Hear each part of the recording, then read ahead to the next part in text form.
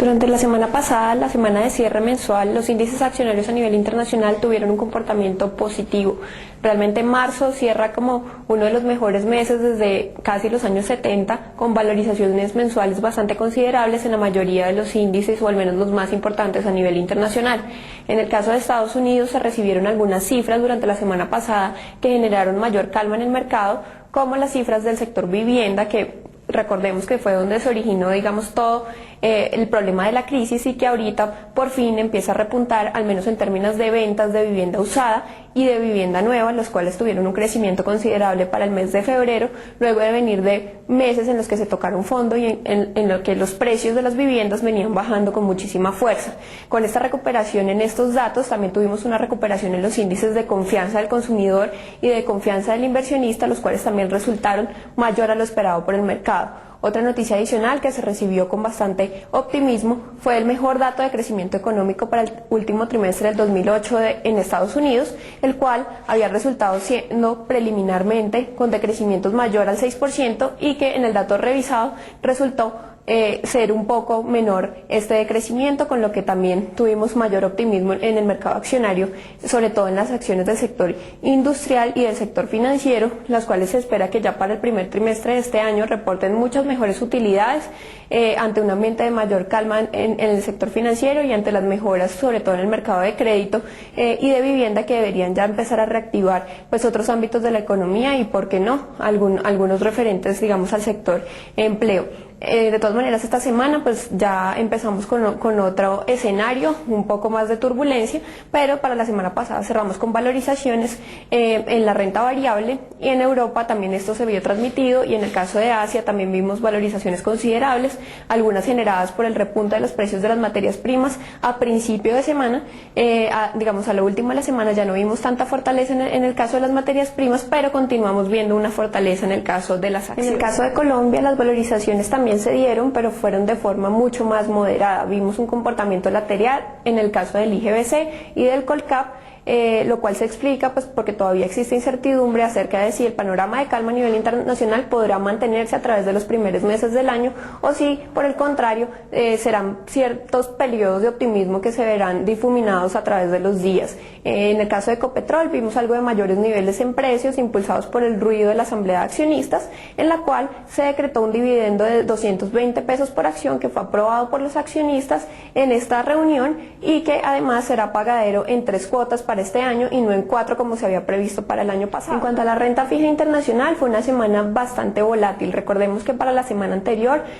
este mercado había sido movido principalmente por el anuncio de las compras de tesoros de largo plazo que había hecho la Fed. Sin embargo, para esta semana, dado que se daban tan buenas valorizaciones en el mercado accionario, los inversionistas migraron de activos refugio como los tesoros hacia activos de mayor riesgo como lo son las acciones u otros títulos de deuda corporativa. Con esto tuvimos algunas depreciaciones en los tesoros de Estados Unidos, principalmente aquellos de la parte media y parte corta de la curva, los cuales lograron mayores niveles de tasa, no solo por un proceso de toma de utilidad, sino por un mayor interés por otro tipo de activos un poco más riesgosos, a los cuales los inversionistas ya están dispuestos a invertir, dado el panorama de un poco mejor calma, principalmente pues en el sector financiero. En el caso de Colombia, pues tuvimos algunas valorizaciones en los TES, sobre todo en la parte corta de la curva, pero en la parte larga vimos algo de desvalorizaciones, las cuales están siendo explicadas por la incertidumbre todavía acerca de qué va a pasar, sobre todo con el dato de inflación, y un poco movidas también por el dato de PIB local, el cual se publicó a media semana y resultó estar muy por debajo de lo que esperaban los analistas.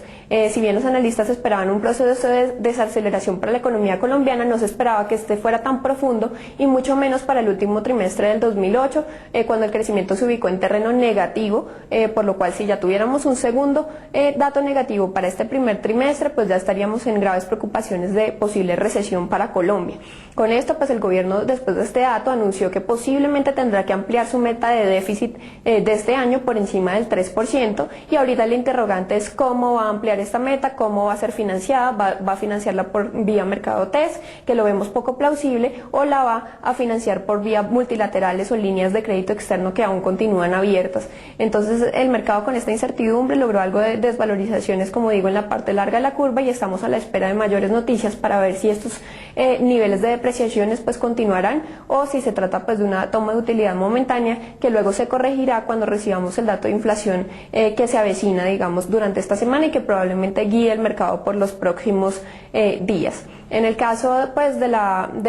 los bienes básicos, lo que vimos fue una tendencia positiva en la mitad de la semana, y al cierre semanal tuvimos amplias desvalorizaciones llevadas por tomas de utilidad y también por el fortalecimiento del dólar, que favorece que otras inversiones diferentes a los commodities se vean bastante atractivas, y por ende los commodities cerraron pues en un terreno negativo, viendo que los inversionistas estaban interesados más que todo en otro tipo de activos como lo son la renta variable. Para el caso de las monedas, finalmente tuvimos una semana también bastante volátil ante la recepción de distintas noticias, tanto de Estados Unidos como de Europa, pero en general lo que vimos fue un fuerte fortalecimiento de la moneda americana, sobre todo con respecto al euro, donde se continúan pues recibiendo, digamos, para la eurozona datos bastante débiles, en particular también con respecto al Reino Unido se recibieron datos de crecimiento económico bastante pobres que probablemente propaguen durante el tiempo esta tendencia negativa para estas monedas locales. Con respecto al yen, también vimos ganando terreno